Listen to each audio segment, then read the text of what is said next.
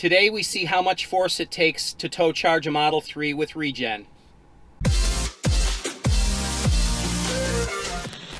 Hey guys, alright, so I'm excited to get into this video and let's just dive in. Alright, so this is tow test number 3. The entire point of today's video is to get a load test and just to see how much force it takes to pull the car.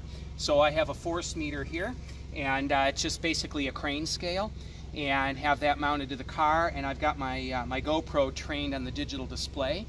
So what we'll do is we'll pull up the road. I think it's maybe a quarter of a mile. We'll pull back the other way. I've chosen an abandoned industrial park rather than the previous neighborhood that I worked at, because that neighborhood, kids are out and playing and that because it's the weekend. So an industrial park is a lot better to do this on the weekend. So we'll be pulling up the road and then we'll turn around and pull back, and that way we can get an average load for each direction and it'll cancel out any elevation change. So we'll go ahead and get to it. All right, so we are ready to tow the car with a load, and I have reset my power consumption, and we'll give it a shot here. So we'll be towing at roughly a the car is sensing the other car ahead of us. So, but we're going to be towing at a somewhere in the 15 to 20 mile per hour range. I told Ben, the tow driver, to just maintain whatever feels comfortable in his car. So we're at 10 miles an hour, and you can see the regen picking up there. Let's go to the energy bar.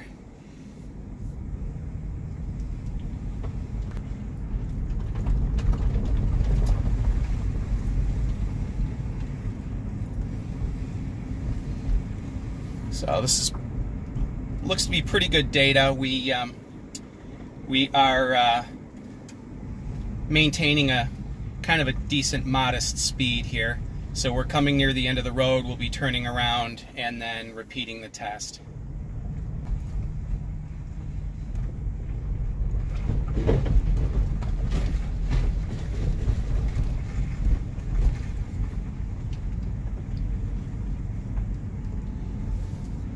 All right, so you can see the energy we're capturing. We're going 18 miles per hour, 19 miles per hour.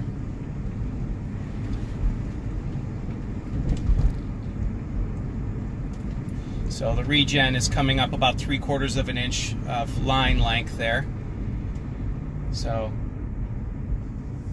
all right, we are coming to a stop. All right, so that was an interesting test, to say the least. So basically, what we found is we started towing the car, and at the point we were going about 15 miles an hour, it had roughly 600 pounds of force against the gauge, and we eventually got up to 21 miles an hour, and the scale was giving us an error, and it errors at 800 pounds of pulling force. So 20 miles per hour required 800 pounds of towing force to pull the car. And but basically 15, we have on video, 15 miles per hour is right at that 600 to 630 pound pulling force range to tow charge the car. Now that was on an aero flat surface. We did it in both directions and had essentially the same result. So this is a fascinating test. I know this is a brief video, but it was a lot of fun to do. Just for point of reference, it's 33 degrees outside. My tires are at 46 psi of pressure, and so the tow vehicle we used today was a Saturn Ion. And so anyway, that was our that's our test for the day.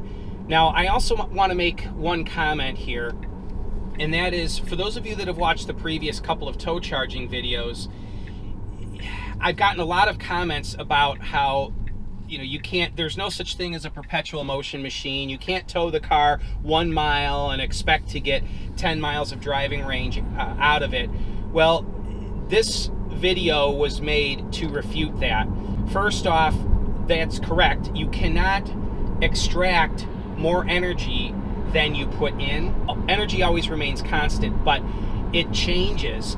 But you will generally lose, you cannot gain energy.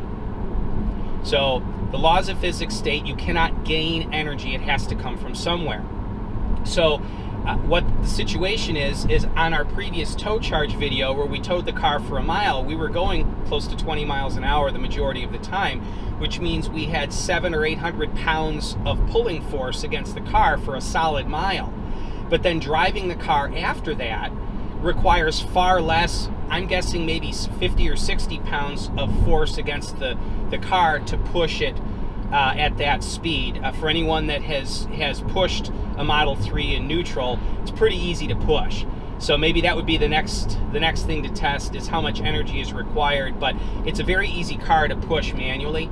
So this explains why towing the car for a mile can give you 1 kilowatt hour of range, because it is, or 1 kilowatt hour of energy, because it's requiring 600 to 800 pounds of pulling force for that entire mile to shove that 1 kilowatt hour of energy back into the pack. So anyway, no, the laws of physics aren't broken here. All these tow tests are merely being done just to kind of get a baseline idea of, if you tow the car in regen, I mean, really, what are you going to gain out of it? And so, not that it's really practical in everyday life, that it's going to do you any good to know this, but I think it's fun information and something interesting. So anyway, that concludes today's video. Go ahead and give me a thumbs up, like, and subscribe. And for those of you that are looking to buy a Tesla and would like help on supercharging expense, go ahead and use my referral code. I'll put a link in the description below. Every referral I get off this channel really does help the channel, and also helps the user to get some supercharging expense covered by Tesla. So anyway, thanks for watching, guys. Take it easy.